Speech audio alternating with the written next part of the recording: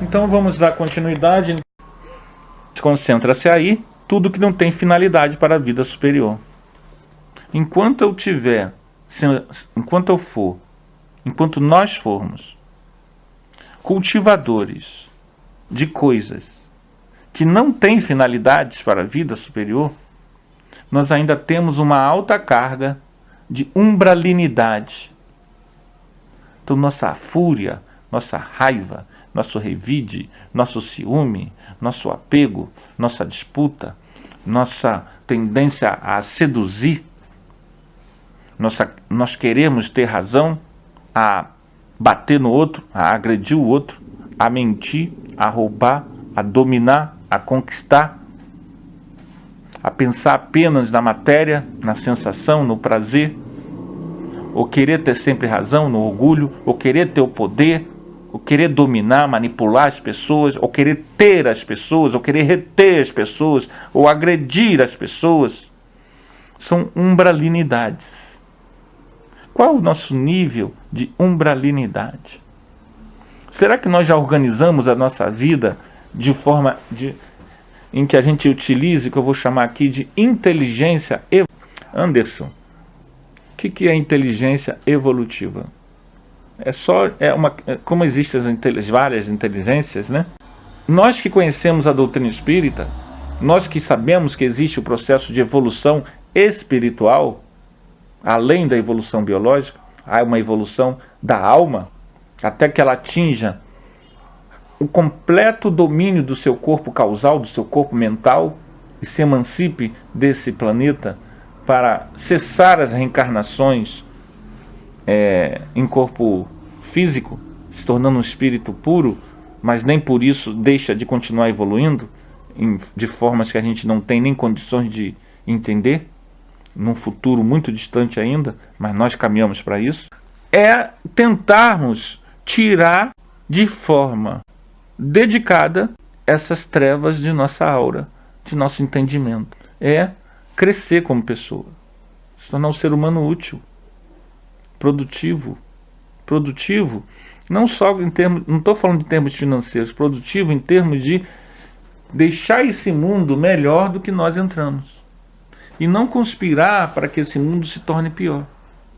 Então todas as frentes, trabalho, todas as ações em que nós conseguimos trazer a esse mundo mais consciência, mais luz, mais educação, mais solidariedade, mais companheirismo, nós estamos acessando as nossas virtudes interiores, os nossos valores eternos. Nós estamos nos limpando. Nós estamos crescendo, nós estamos saindo do ciclo de encarnações repetitivas, dolorosas, umbralinas, trevosas, animalescas, apegadas. Esse processo, o conhecimento espírita, tem material suficiente para nos libertar. Autoconhecimento significa que eu estou consciente dos meus fatores umbralinos, e como o egoísmo e o orgulho agem para que eu ainda os tenha. E quais são as atitudes melhores dentro do contexto que cada um de nós vive, para nós empregarmos a caridade, a assistência, a fraternidade, o desapego, o perdão, a simplicidade, para que essa umbralinidade que é minha, que é pessoal, eu não estou falando da minha esposa, do meu filho, do meu vizinho, do meu pai, da minha mãe, do meu irmão, do meu primo, da minha tia, do meu colega, do meu amigo, do colega do centro, do presidente do centro, do médium X, A, B, C, do fulano que pensa assim, do fulano que pensa assado. Estou falando de mim. Preciso do autoconhecimento evolutivo. As coisas evoluem e a partir da evolução eu preciso ter essa visão da inteligência evolutiva, em que eu emprego todos os atos da minha vida num sentido de crescimento, de amorosidade, de trabalho no bem. Ele inclusive, nesse item, ele diz assim: não são suficientemente perversas para serem enviadas a colônias de reparação mais dolorosa. O umbral não é o pior lugar para se ir quando se desencarna. Há regiões que são retratadas no livro, por exemplo, Libertação, ou no livro Ação e Reação, ou no livro O Abismo. Há regiões piores, regiões muito mais complexas, muito mais dolorosas, em que o sofrimento é muito mais atroz. A região chamada de umbral, ela representa pessoas que não tiveram o cuidado da elevação. Mas não significa o pior lugar para se ir. Há regiões no mundo espiritual muito grandes, muito vastas, que aqui ele chama de colônias, né? Não deixa de ser, mas não colônias no sentido de cidades, como a gente entende. Apesar de também ter nesses lugares, né, cidades umbralinas, cidades esquisitas, cidades com aparências medievais, cidades em que há tiranos, etc. É uma coisa muito... é um outro mundo ainda real, próximo da gente, muito próximo, e que a gente desconhece. André Luiz está abrindo nossos olhos para essa perspectiva. Não é de estranhar, prossegue Lísias, que semelhantes lugares se caracterizem por grandes perturbações. Então, são locais de grandes convulsões. Como a gente vê nas regiões, elas têm limpezas psíquicas para que não ultrapasse o teor vibratório acima do suportável, acima, não piore tanto que demore muito a recuperação. Então a gente percebe que há um cuidado, mas esse cuidado não pode abrir mão da lei de ação e reação. As pessoas que lá estão precisam expiar os seus equívocos para que possam se recuperar mais à frente, amadurecidos pela dor. A dor, ela é um instrumento que auxilia no despertamento das almas. Isso não é uma coisa que a gente queira filosoficamente. Se a gente não quer pregar a dor, a gente atesta que milhões e milhões, talvez bilhões de pessoas, elas entram em regiões de dor. A gente confirma isso. Então não é um filosofismo. A gente não quer isso para as pessoas. Mas é o que acontece. Lá vivem, agrupam-se os revoltados de toda espécie. Então essa questão da revolta, a revolta, a rebeldia, a rebelião, a inconformação moral leva a essa região.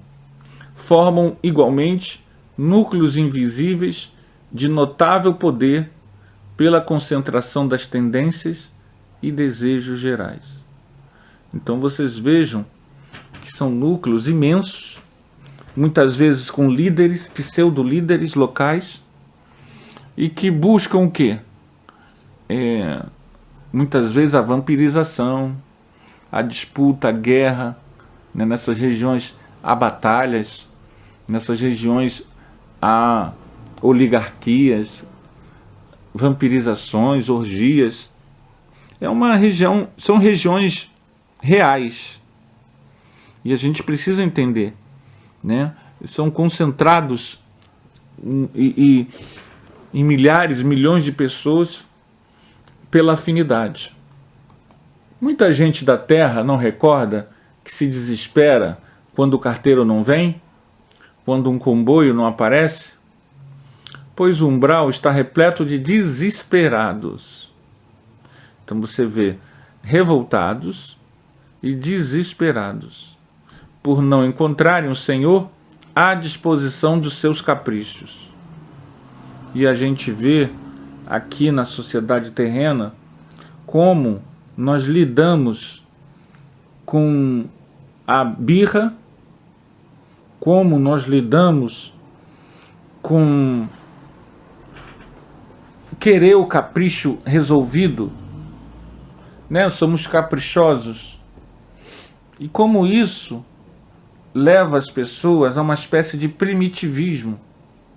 Como uma pessoa que tem uma relação com o divino, de transformar ele num fazedor de bênçãos, num fazedor de milagres, num fazedor de favores, como isso é egoísta, né? E como muitas vezes isso não permite que a pessoa se espiritualize de fato. A pessoa está presa a uma vampirização em que seus desejos egóicos são satisfeitos sem o esforço. Então o umbral está repleto de desesperados. E aí ele dá o exemplo. Que sensação é essa? É aquela sensação quando a gente fica apreensivo, quando uma encomenda não chega, quando uma pessoa que a gente quer se comunicar não se comunica, quando você quer muito uma coisa e essa coisa não acontece, está demorando a acontecer. Então é uma região muito triste, em que a gente lamenta muito ter passado por ali em algum momento, e que a gente deve hoje buscar socorrer quem está lá e auxiliar a nossa economia mental e emocional, para que esses exemplos trazidos pelo livro Nosso Lar nos alertem, nos sirvam de alerta para o que devemos fazer na nossa vida. A introdução do livro Nosso Lar, ele fala sobre isso, né? Ele fala sobre a necessidade de estarmos suar agora para não chorar depois. E isso, nesse capítulo do umbral, é muito claro isso. É muito difícil a gente falar sobre um tema que para muitos pode soar como fantasia. Mas as reuniões mediúnicas, as psicografias, as experiências, elas atestam essa questão. Os próprios locais assombrados, né? Locais em que você teve muito sofrimento. É sabido que, por exemplo, senzalas, antigas fazendas, locais que nem são mais fazendas, que são bairros, você ainda tem uma multidão de pessoas presas àquela situação, né?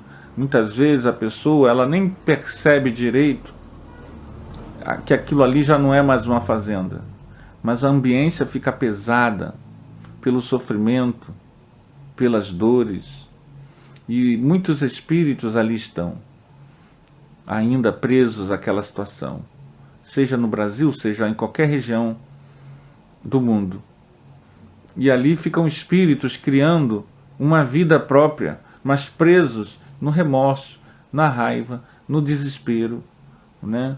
Então a existência dessas fazendas, desses locais de sofrimento, campos de concentração, demarca o que há no extrafísico, né? O que há no aspecto, no lado espiritual desses lugares. E o que nós temos que ter é compaixão. Um dos maiores problemas é que quando você chega no mundo espiritual, você não encontra os seus caprichos. Você encontra as suas realizações. E aí ele continua. Por não encontrarem o Senhor, quer dizer Deus, né, à disposição dos seus caprichos após a morte do corpo físico, e sentindo que a coroa da vida eterna é a glória dos que trabalham com o Pai, essas criaturas se revelam e demoram em mesquinhas edificações. Então, essas pessoas não encontram luz. A luz a gente encontra quando a gente trabalha com o Pai, que é trabalhar para o bem do mundo, para o bem de todos, para o bem da sociedade. É você empregar a sua vida a ideais que te realizem como pessoa, a ideais que ajudem o mundo a melhorar, a construir relações de carinho, de afeto, de amizade, de respeito, a se desapegar das sensações exageradas, é da nobreza da alma, do caráter. Daí que a doutrina espírita, ela é uma doutrina de educação. Educação ligado ao caráter. No Brasil, muitas vezes, as famílias, elas se dissolvem.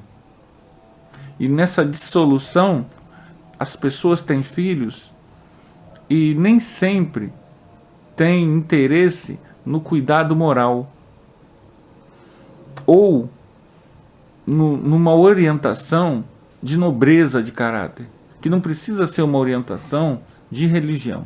Às vezes a pessoa dá até religião, mas não dá nobreza de caráter. Porque a orientação de nobreza de caráter também parte dos próprios exemplos de vida. Por isso que a mesquinhez é um predomínio muito grande no mundo nosso. Nós vemos como países de terceiro mundo salientam a mesquinhez, a disputa, a corrupção. Por mais que a gente queira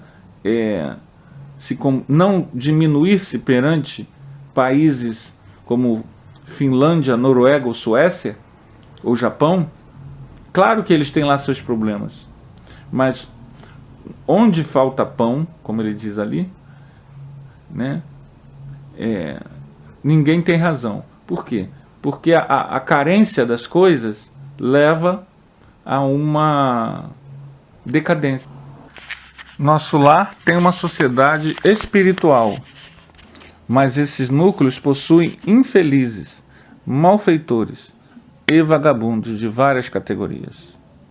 Então, ele define, né, ele vai categorizando tudo que existe nessas regiões. É uma região de revoltados, é uma região de caprichosos, é uma região de pessoas vagabundas, de desesperados, de exploradores e de explorados, malfeitores e vagabundos de várias categorias. É zona de verdugos e vítimas. Então, é uma região, a gente fala assim, é uma região. Na verdade, não é uma região, é um plano, é diferente. O umbral é um plano vibratório, não é apenas uma região purgatorial. É um plano vibratório e, como tal, esse plano vibratório, ele atrai quem está naquela sintonia no mundo todo. Então, se nós entendermos em esferas esses planos como circulando por todo mundo, essa região ela existe em todo mundo. Você vai ter pessoas, porque as pessoas não ficam fixas num lugar. Elas são recambiadas de região para região conforme as necessidades kármicas de cada grupo. Então, esses resgates, mesmo que um país possa não produzir mais certos tipos de padrões de comportamento, mas você vai ter pessoas ligadas àquelas pessoas, ao passado daquelas pessoas que estão encarnadas, né, que não estão bem, de qualquer maneira. Enfim, é região muito triste. E um dos desafios que nos cabe é justamente fazer o quê? Socorrer e amparar essas pessoas, que eu vou chamar aqui, né, de umbralinas, que estão desencarnadas e também as que estão encarnadas. As que mantêm esse padrão em sua mente, em sua alma, em seu coração. Que, como a gente pode ver pela nossa sociedade, ainda é um nível muito grande de pessoas, é um número muito grande de pessoas. Esses núcleos, eles existem por toda parte. As regiões inferiores, elas se caracterizam pela inferioridade moral.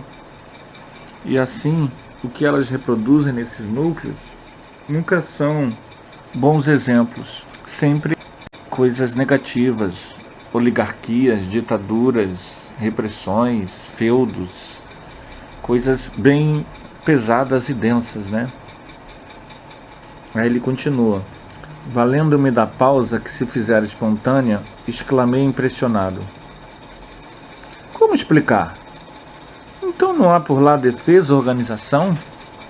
Sorriu o interlocutor, esclarecendo: organização é atributo dos espíritos organizados. Que quer você? A zona inferior a que nos referimos é qual a casa onde não há pão. Todos gritam e ninguém tem razão. O viajante distraído perde o comboio. O agricultor que não semeou não pode colher. Uma certeza, porém, posso te dar. Não obstante as sombras e angústias do umbral, nunca faltou lá a proteção divina. Cada espírito lá permanece o tempo que se faça necessário.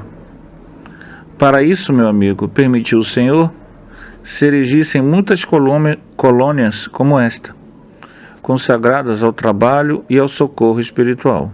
Então, essas regiões, elas são, acima de tudo, desorganizadas. Elas são tristes e lastimáveis. Se estendem por todo o planeta, vibram de forma pesada.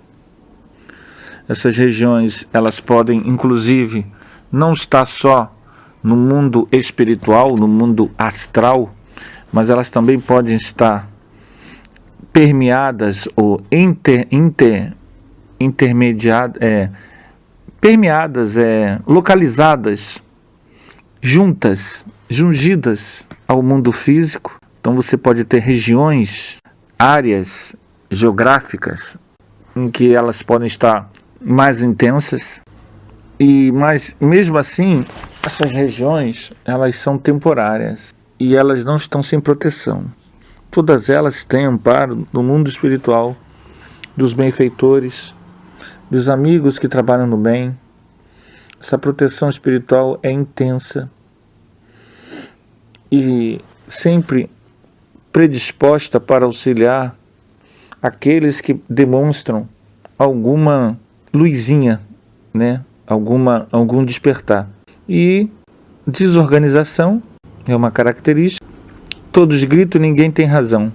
A busca pela razão, de querer ter razão, e o espírito permanece lá, é variado. Cada pessoa, o tempo de permanência nessas regiões pode ser muito variado. Não é verdade que todo mundo tenha que passar por essa região. Essa região, ela não... Muita gente que desencarna não vai para essa região, mesmo não sendo um espírito de grande virtude moral. Muita gente fica nas casas, nas residências, nos lugares, perambulando. E muita gente vai para um local bom. Então, o socorro espiritual, lá do outro lado, no mundo espiritual, é muito intenso. É muito intenso. A maioria das pessoas ainda está muito terra a terra. Nós precisamos nos espiritualizar mais. E aí vem uma questão que é interessante, que a visão de espiritualização, ela não é apenas uma visão, digamos assim, carola ou religiosa. A visão de espiritualização é a participação no mundo, de uma forma positiva, de uma forma que contribua. Você não precisa está atrelado a uma religião. Você precisa se tornar um ser humano bom, útil. A doutrina espírita, pelo conhecimento que ela fornece, ela amplia a visão da pessoa. Ela dá à pessoa a possibilidade de uma educação espiritual, que amplia-se na medida em que haja uma dedicação pessoal ao autoconhecimento e à fraternidade, ao socorro, à caridade. Continuando. Creio então, observei, que essa esfera se mistura quase com a esfera dos homens. Sim, confirmou o dedicado amigo. E é nessa zona que se estendem os fios invisíveis que ligam as mentes humanas entre si. O plano está repleto de desencarnados e de forma pensamento dos encarnados, porque, em verdade, todo espírito, esteja onde estiver, é um núcleo irradiante de forças que criam, transformam ou destroem, exteriorizadas em vibrações que a ciência terrestre presentemente não pode compreender. Então, aqui mais uma vez, André Luiz nos mostrando que a ligação de desencarnados e as formas de pensamento, quer dizer, o conjunto de pensamentos que nós geramos, se misturam. Daí a necessidade de nós trabalharmos ao máximo no pensamento bom, no pensamento da fraternidade, no pensamento útil, nos libertando do ciúme, do medo, da carência, da raiva, do combate, da antipatia, nos libertando do dogmatismo, do fanatismo, da agressividade, da violência, da vingança, do ódio, dando nossa alma beleza em vida, enchendo nosso coração de poesia, de misericórdia, de compaixão, agradecendo a Deus por todas as oportunidades de crescimento, de aprendizado, que nossas almas possam realmente expandir-se em fraternidade, diminuindo a animalidade, o apego, o desejo e ampliando a caridade, a assistência, a compaixão, a misericórdia, não permitindo que o mundo material diga a nós que somos matéria, mas espiritualizando-nos, possamos espiritualizar o entorno, os pensamentos também. Nós gestamos esses pensamentos e eles se irradiam, como se fossem fumaças que saem de uma fogueira, de forma permanente, permeando e criando as condições, junto com os desencarnados, para que, se esses pensamentos forma pensamento, forem pesadas, densas, animalizadas, grotescas, agressivas, corriqueiras, viciadas, plasmam-se o ambiente que essas almas desencarnadas irão viver. Muitas delas, quando encarnadas, plasmaram esses ambientes. Não é que eles criaram um umbral, não é isso que eu estou dizendo, não. Essas regiões existem há muito tempo. Não somos, nós que estamos aqui hoje reencarnados, nós não criamos essas regiões. Mas a manutenção dessas regiões, elas persistem em existir devido à nossa ignorância. Então essas formas de pensamento, elas tendem a se manter. Então muitas pessoas que hoje estão nas zonas inferiores, desencarnadas, auxiliaram o mundo com formas de pensamento negativas. Daí que as pessoas que se dedicam na construção de um mundo melhor, de formas de pensamento melhor, seja elas no campo da ciência, das artes, das religiosidades, ou no campo laico, no campo da educação, elas promovem uma higienização no ambiente. Então, pessoas boas que possam promover o bem, promover o equilíbrio, a saúde, a educação, elas estão também promovendo uma higienização. Basta lembrar-nos aquela passagem que Pedro primeiro diz que Jesus é o Filho de Deus, e depois diz que Jesus não deve ser crucificado. E aí Jesus diz para ele, primeiro diz que Deus falou para ele, por ele, né? E depois Jesus fala que Pedro, afastai-vos de mim, Satanás. Por que eu estou falando isso? Os altos e baixos. Né? A maioria de nós somos assim, medianos em evolução. Então nos pegamos em altos e baixos emocionais, espirituais, morais. Então muitas vezes nós criamos coisas boas com os pensamentos, com as atitudes, com o trabalho, mas ao mesmo tempo criamos negatividade, né? Engendramos, alimentamos a sensualidade, o ódio, a raiva, a decepção, a depressão. Então nesses altos e baixos nós temos que vigiar, para que o nosso diapasão ele aumente cada vez mais no dia a dia, nas 24 horas do dia. Nós possamos lutar na vigilância, vigiar para que o nosso padrão não baixe.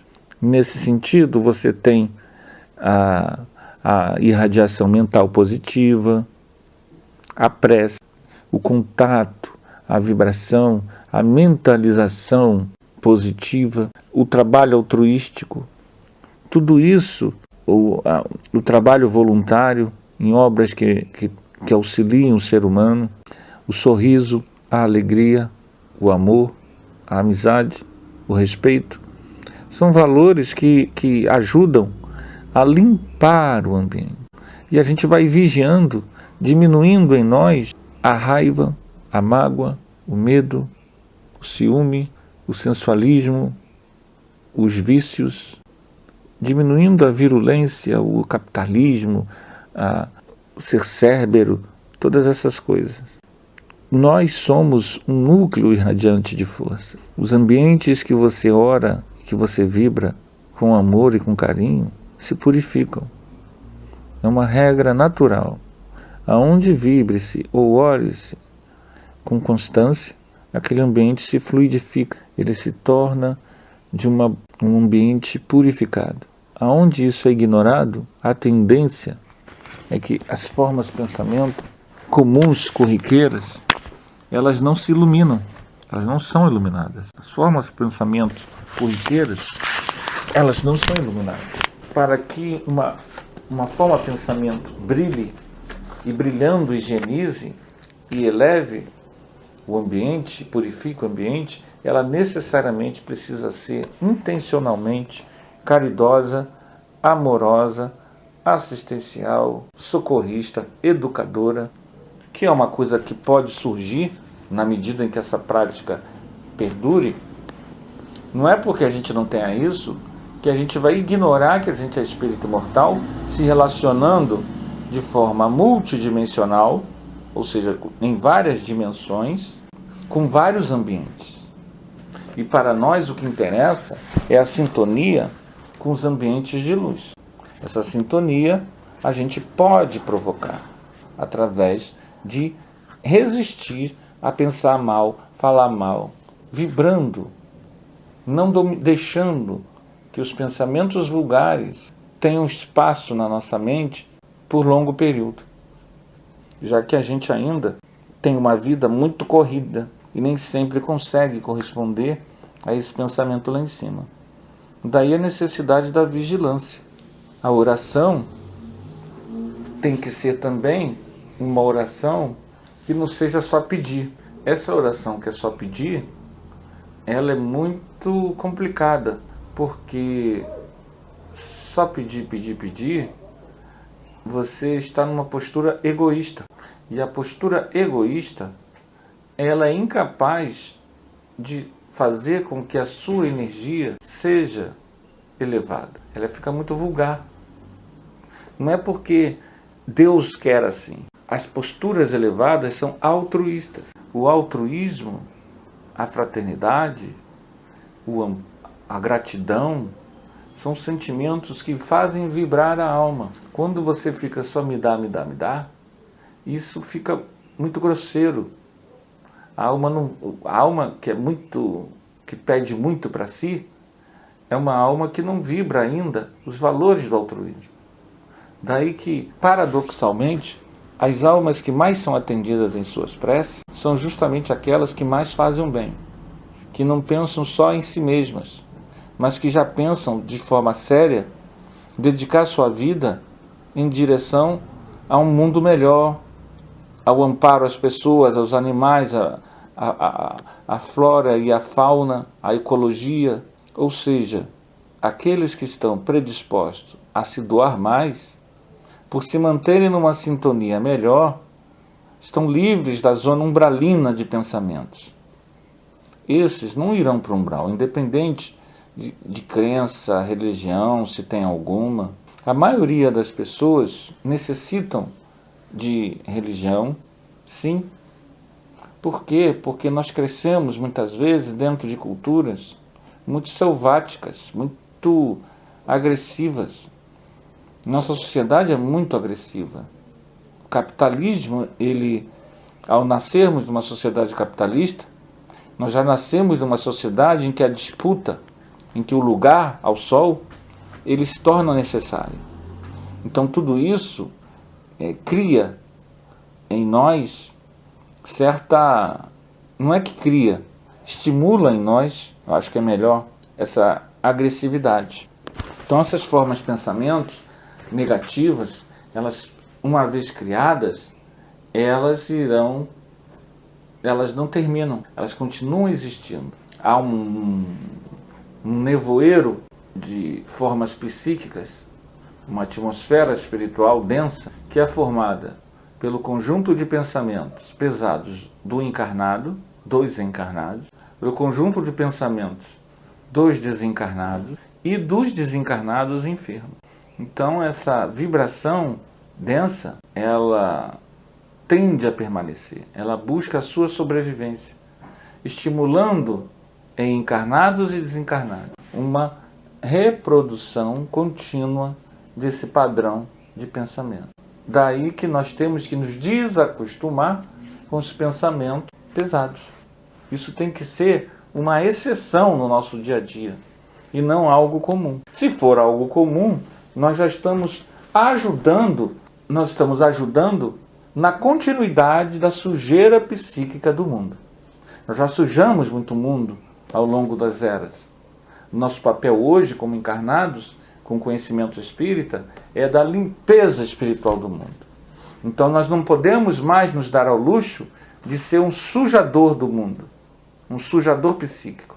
Nós temos que ser um alimentador dos valores de luz, mesmo que isso não seja, repito, a partir de uma religião, mas do trabalho útil no bem, do socorro, do trabalho voluntário, do amor, da amizade, do respeito. Continuemos. Quem pensa está fazendo alguma coisa à luz. Então o ato de pensar, ele produz um efeito. Esse efeito se irradia e atinge, em primeiro lugar, o ambiente em que a gente vive, a nossa aura íntima. Como é a nossa aura íntima? Como é a nossa aura pessoal? Ela é uma aura pessoal que cria uma atmosfera de bem-estar espiritual. Porque só falar em bem-estar, muitas vezes, não basta. Por quê? Porque às vezes a pessoa está nas zonas inferiores, está numa aura pesadona, extremamente agitada, agressiva, e está bem. Porque aquilo para ela é uma coisa boa. Então, isso não quer dizer que tem que ser uma coisa que leve, que deixe leve a pessoa. E é pelo pensamento, continua ele no livro, que os homens encontram no umbral os companheiros que afinam com as tendências de cada um.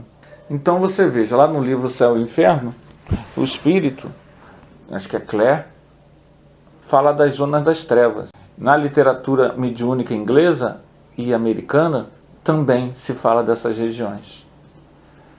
Então você tem também nas religiões, no catolicismo, no hinduísmo, no budismo, no judaísmo, em diversas tradições religiosas, se fala das regiões inferiores. Algumas a citam como sendo local eterno, outras zonas purgatoriais. Esse conhecimento é muito antigo. Essas regiões existem de fato. E nós temos que hoje não ter medo dessas regiões, mas pensar em ser resgatadores, de transformar a nossa vida de uma tal forma hoje, em que durante o sono nós possamos trabalhar ajudando desencarnados que estão lá, ajudando desencarnados que estão na nossa vizinhança. Porque uma residência pode estar numa vibração paradisíaca de vibração. E uma outra residência pode estar no umbral. Há regiões inteiras, bairros inteiros, comunidades inteiras, que tudo ali é permeado por zonas inferiores. O domínio das zonas inferiores estimula a violência nos ambientes, estimula o uso da droga, o sensualismo. E o que acontece? Que muitas dessas regiões, nas cidades, né, elas acabam que espíritos que estão ali desencarnados reencarnam ali mesmo. Já que eles ajudaram na manutenção daquele ambiente psíquico. E pessoas que desencarnam nesses locais continuam ali. E no estado, o desencarnado, muitas vezes enlouquecido, abobado, abestalhado, vampirizado, cego muitas vezes, zumbificado. Então vocês vejam como a educação do caráter, em termos coletivos, isso é muito importante. Como é importante ter discernimento, como é importante nos desvincularmos dos vícios. Hoje nós temos o uso desenfreado das drogas e a tentativa da sua liberação, como se isso fosse algo útil e bom para a alma humana. Aquele que conhece e sabe que é um espírito imortal deve procurar, pouco a pouco, se desvencilhar de tudo que atinge o seu cérebro, que entorpeça o seu cérebro, seja em termos líquidos, seja em termos de remédio, seja em termos de remédios não lícitos, drogas não lícitas. Tudo que crie uma alteração mental, seja as drogas lícitas ou não lícitas, elas são dispensáveis para a alma humana, porque nós somos seres divinos. Então, toda apologia à aprovação de drogas é sempre algo umbralino, por mais inteligente e lúcido seja seu defensor.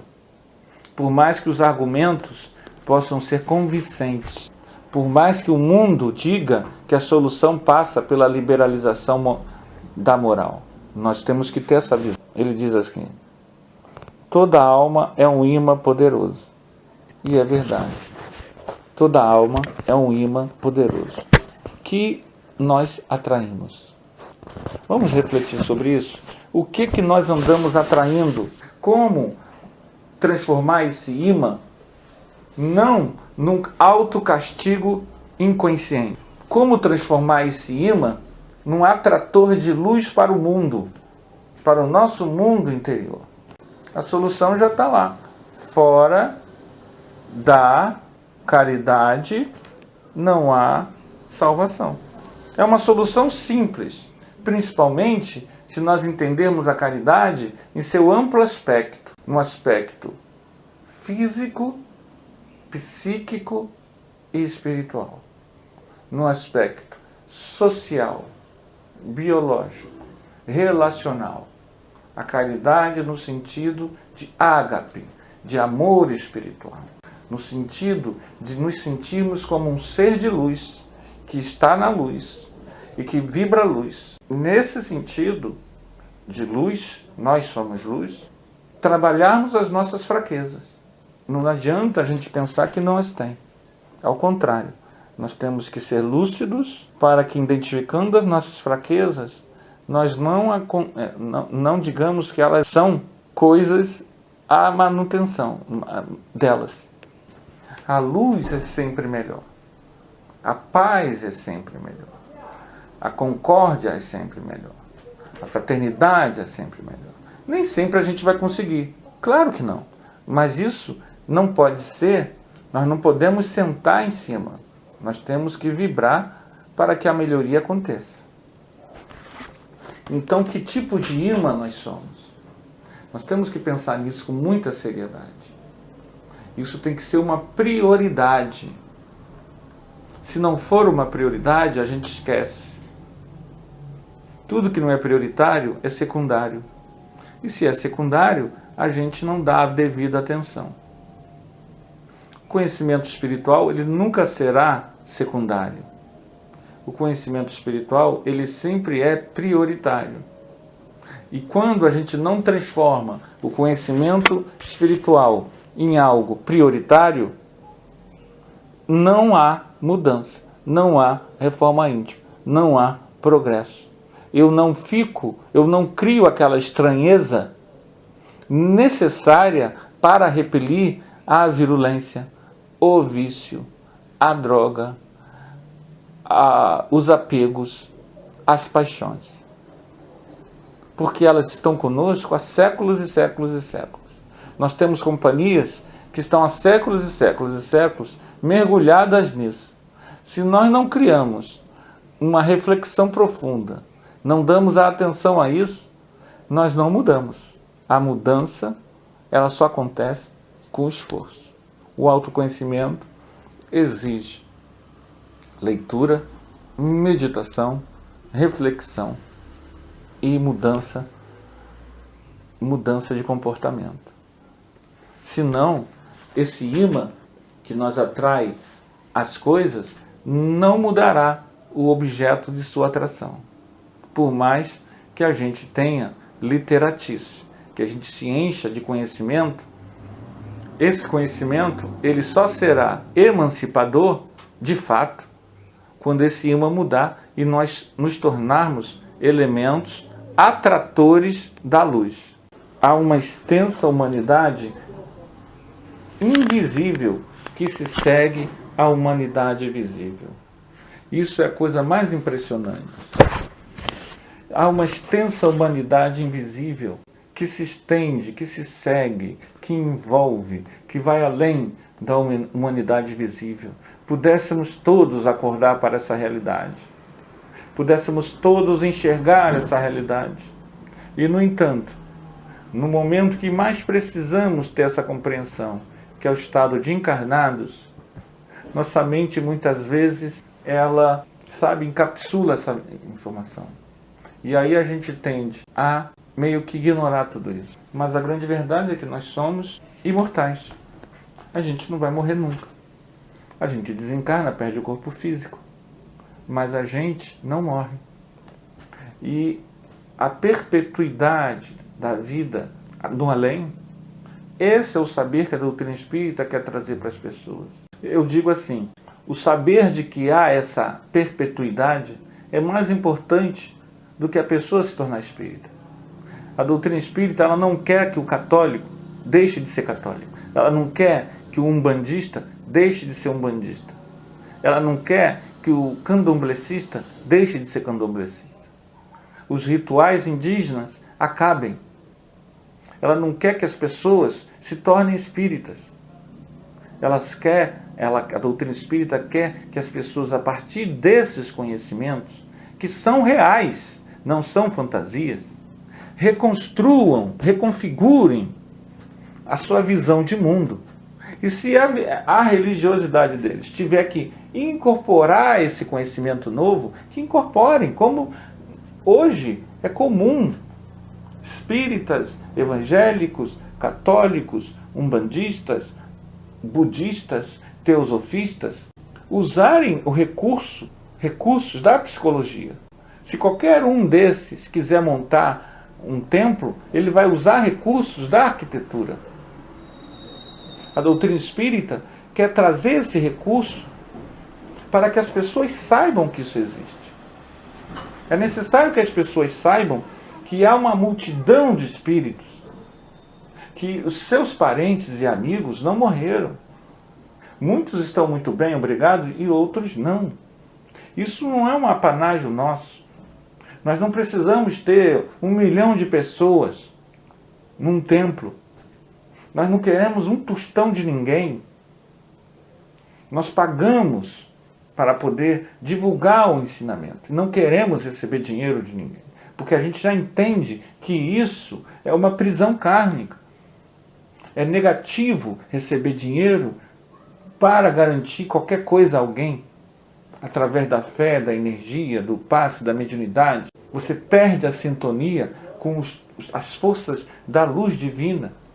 Aqueles que amaram, como Francisco de Assis, São Pedro de Alcântara, Clara de Assis, Fabiano de Cristo, Bezerra de Menezes, eles amaram e amaram e amaram e amaram. Se nós quisermos ser um imã atrator da luz daqueles que serviram a humanidade, nós temos que nos desapegar de tentar usufruir do caminho espiritual para qualquer benefício pessoal. Da vaidade, do aplauso, da reverência, dos convites, de se tornar conhecido, de ser reconhecido, conhecido e reconhecido, seguido. Todas essas coisas, elas não têm nenhum valor. O conhecimento espírita, ele não quer transformar as pessoas em seguidores de alguém. Ele quer estimular em nós o nosso melhor, o amor. Por isso que muitos companheiros não gostam do termo religião para definir a doutrina espírita.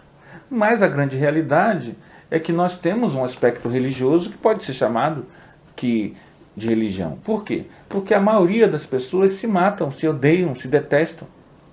E precisamos dos rudimentos morais básicos para que a gente acorde. Mas o conhecimento espírita está para além das religiões. O conhecimento espírita é a sabedoria divina, é algo que acontece em qualquer planeta do cosmos. Por isso a doutrina espírita também não pode ficar limitada. Nós temos que conhecer todos esses mecanismos da mente para dominarmos a mente. E a partir do domínio da mente, ultrapassarmos ela. Ultrapassarmos a imantação às coisas materiais. Ultrapassarmos o desejo, a obsessão, as neuroses. Então o espírita é um estudante da alma. Como Platão preconizava, o espírita se inspira nos pitagóricos, no Platão, no sentido de ser um cultivador da alma. Então nós somos adeptos de uma visão espírita como Kardec, Gabriel Delany, Leon Denis, Hermínio de Miranda, Jorge Andréa, Carlos Embaçaí, preconizava um espiritismo acima de tudo, André Luiz, um espiritismo que seja amplo, que não esteja restrito a uma seita religiosa, a dogmatismos e fanatismos, a perseguições, mas a reflexão filosófica de alto nível que nos emancipe. Então, continuando. Há uma extensa humanidade invisível que se segue à humanidade visível. As missões mais laboriosas do Ministério do Auxílio são constituídas por abnegados servidores no umbral. Porque se a tarefa dos bombeiros nas grandes cidades terrenas é difícil, pelas labaredas e ondas de fumo que os defrontam, os missionários do umbral encontram fluidos pesadíssimos, emitidos sem cessar por milhares de mentes desequilibradas na prática do mal, ou terrivelmente flageladas nos sofrimentos retificadores. Então você está vendo aí como esse trabalho assistencial, ele é providencial. Nós temos que sair para trabalhar dessa região. Nós temos que deixar de ser tanto pessoas que pensam no mal, como que pensam e praticam o mal, como também deixar de fazer coisas que nos levem a ter que ter sofrimentos retificadores. Como região purgatorial, toda região espiritual, seja umbral, seja regiões abismais ou infernais, que são bem mais pesadas do que umbral, todas elas são purgatoriais. Um dia essas almas terão que acordar. O nosso maior problema é o tal do livre-arbítrio. Quando essas almas irão acordar, a gente não sabe. Mas a grande realidade é que a limpeza psíquica do mundo só acontecerá com essa limpeza, com as almas acordando. Ninguém continuará nessas regiões para sempre. Um dia elas acordarão. Nós, quanto mais cedo começarmos a trabalhar no bem, a cultivar o bem, a semear a luz, a trabalharmos inclusive no campo, na seara espiritual, mediúnica, socorrista, assistencial em vida, nos credenciamos para dar continuidade desse trabalho que nós começamos na Terra, no mundo espiritual. Então, se você quer ser um trabalhador lá no mundo espiritual, um socorrista que resgate as pessoas nas zonas inferiores, candidate-se a esse trabalho nas casas espíritas hoje, nas reuniões mediúnicas, no passe, no atendimento fraterno. Candidate-se a socorrer os seus companheiros de centro, porque muitas vezes é fácil a gente ajudar no atendimento fraterno aquela pessoa desconhecida que chega, mas é difícil aturar os vícios, manias e más tendências e má educação dos companheiros que trabalham conosco, que também muitas vezes, pela convivência, a gente identifica as suas faixas de idiotismos umbralinos, que nós temos e todo mundo tem. Quando você convive, você acaba percebendo. E muitas vezes, quando a gente percebe, a gente quer deixar o trabalho. Quando, na verdade, o trabalho ele é justamente esse. O de ser socorrista não só ao que chega pela primeira vez na casa espírita, mas ao trabalhador que às vezes é até mais antigo do que a gente e tem até cargo de diretoria que a gente não tem. São necessárias muita coragem e muita renúncia para ajudar a quem nada compreende do auxílio que se lhe oferece. Isso a gente até vê em reunião mediúnica também. Você está ajudando aquela pessoa, você quer ajudar aquele espírito, e muitas vezes ele não quer ser ajudado. Ele te dá fora, ele é agressivo, ele te prejudica, porque ele quer continuar no vício. Boa parte dos espíritos obsessores são também vampirizadores. E não todos, mas muitos são. Porque querem continuar perpetuando um processo de vampirização psíquica. Outros não são vampirizadores, mas querem deixar a pessoa vampirizada porque querem ver a desgraça da pessoa. E muitas vezes, quando você vai conversar com essa pessoa, ele pensa que você está se baseando apenas no encarnado. Na verdade, o encarnado, ele é um chamariz. A desobsessão ela não pode ser vista apenas como uma terapêutica para o encarnado. Porque para o encarnado realmente, de fato, mudar, ele precisa apenas de uma coisa. Mudar seus pensamentos, se tornar psicologicamente saudável e caminhar para se tornar uma pessoa de bem na Terra. Além de tomar conhecimento espiritual que possa ajudar ele a dominar suas bioenergias e ser útil à sociedade. Não só profissionalmente, mas também ser útil assistencialmente. Colocar a assistência ao próximo, a caridade, o amor, como uma prioridade. E se esse processo obsessivo é intenso e o prejudica de forma direta, é sinal de que os seus canais mediúnicos estão abertos. Se os seus canais mediúnicos estão abertos, por que também não começar a pensar em melhorar-se, curar-se, para também ajudar os outros? Por isso que a gente não sabe se a pessoa obsediada que chega na casa espírita ficará de fato totalmente livre, porque depende da vontade dela. É um erro pensar que a desobsessão vai fazer um milagre. Todo processo de libertação espiritual exige do liberto esforço, daquele que quer se libertar, esforço.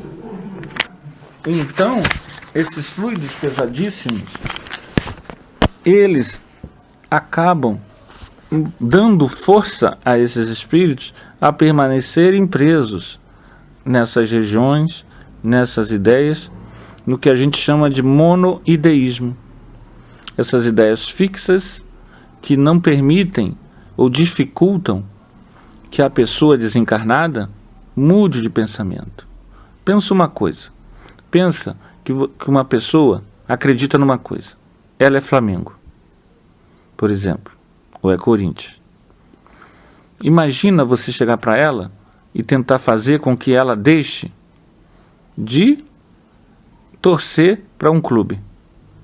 Aquilo é uma verdade para ela tão apaixonada, tão radical, que uma conversa muitas vezes, um papo de alguns minutos, numa reunião de desobsessão, não vai fazê-la se desenraizar de ideias fixas, fanáticas, permeadas por ódio e raiva que ela traz, por vezes, há séculos ou até milênios.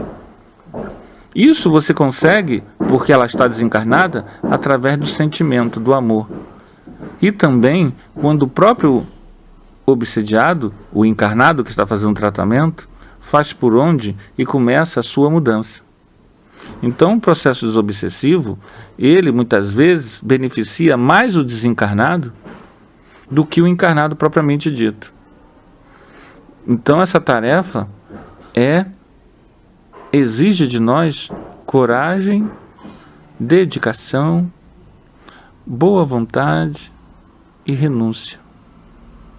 Porque essas pessoas, esses espíritos, muitas vezes e por muitas décadas, anos, séculos, responderão à nossa tentativa de auxílio com raiva, com ódio e com vingança.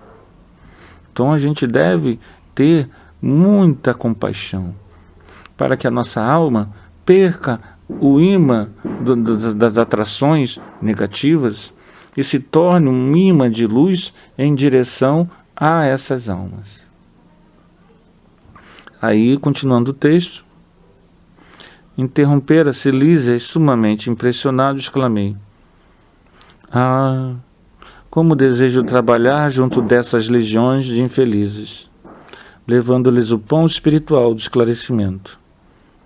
Eu também, e acho que toda pessoa saudável que toma contato com conhecimento espiritual deveria, através da evangelização, da palestra, dos estudos, do atendimento fraterno, do passe, do socorro, do auxílio, da mentalização, da educação espiritual das pessoas, de levar valores, sentimentos, renovações emocionais. Deveríamos investir no pão espiritual do esclarecimento. O enfermeiro amigo fixou-me bondosamente e, depois de meditar em silêncio, por largos instantes assentou, ao se despedir: será que você se sente com um preparo indispensável a semelhante serviço? Nós estamos nos preparando para isso? Nós estamos colocando isso como uma prioridade? O preparo indispensável não é no mundo espiritual. É uma visão equivocada você achar que o preparo indispensável que Lísias fala para André Luiz é uma coisa para o mundo espiritual. O preparo indispensável tem que começar agora, no momento em que nós tomamos contato com a literatura. O preparo indispensável tem que ser uma visão, uma mudança de visão do mundo. O conhecimento espírita, como está lá, os espíritos falaram para Kardec, ele surge para lutar contra o materialismo, para lutar contra o egoísmo, para lutar contra o nosso materialismo interno e contra o nosso egoísmo. Esse preparo espiritual, então, ele tem que estar focado como objetivo, como algo que realmente nós queiramos. Não pode ser algo que alguém impõe. Não pode ser algo que você faça para se livrar do inferno, do medo, do umbral, para ganhar emprego, para ganhar um relacionamento a dois. Nada disso. Tem que ser algo que sensibilize a dor do irmão, a ignorância das pessoas. Isso tem que ser algo que nos sensibilize, que toque, porque nós estamos inseridos nesse processo também de ter dor e de ainda ter níveis de ignorância muito altos. Então esse preparo, ele precisa ser fruto de uma dedicação para o preparo. Que nós possamos então meditar sobre esse capítulo 12, sobre essas regiões do umbral, sobre esses conhecimentos que não são novos.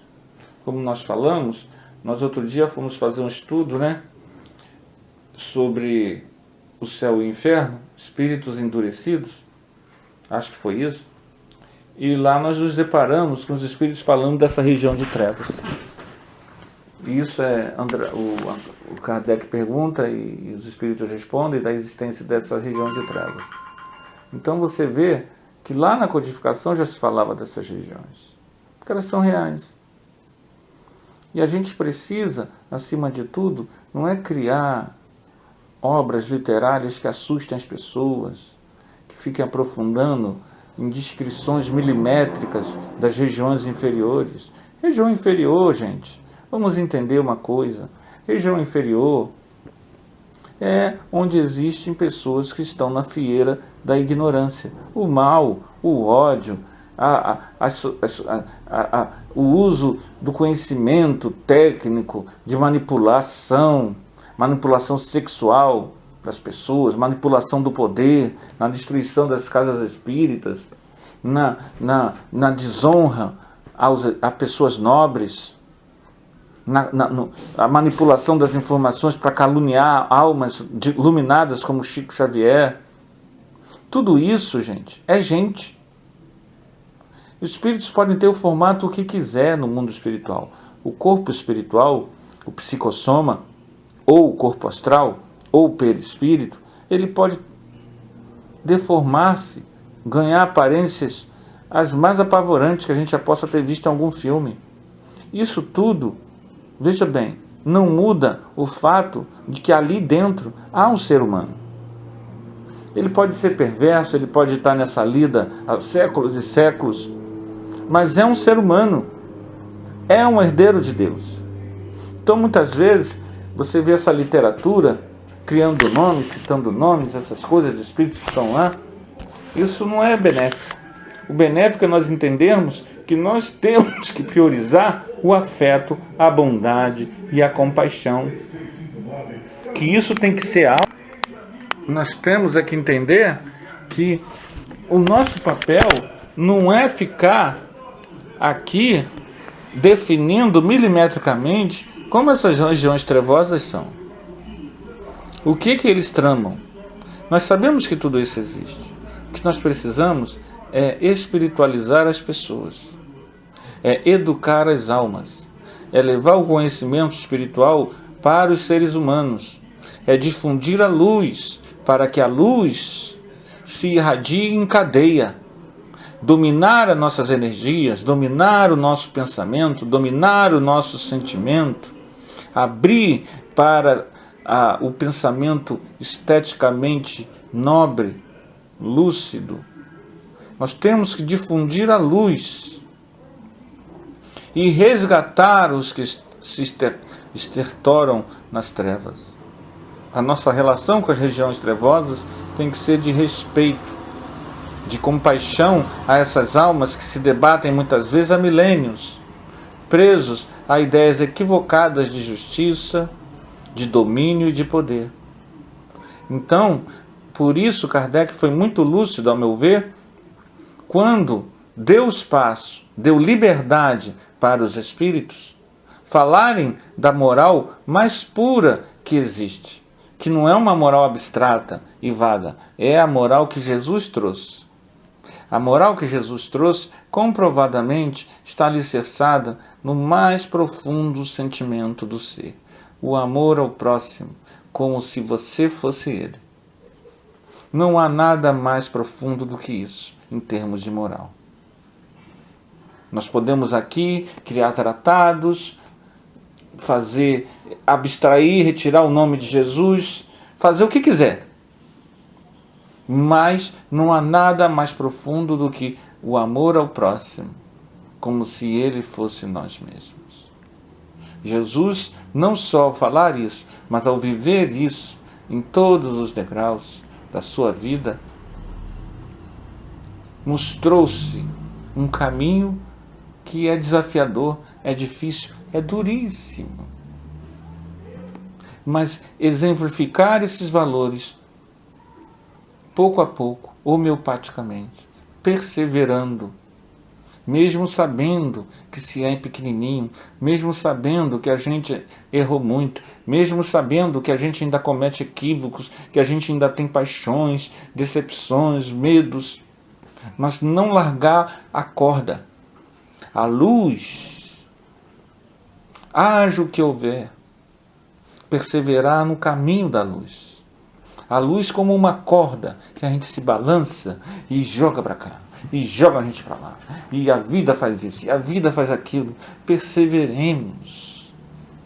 Não há outro caminho para a felicidade humana que não seja o da espiritualização. E a espiritualização é a caridade, o ágape, o amor ao próximo como se ele fosse a nós mesmos.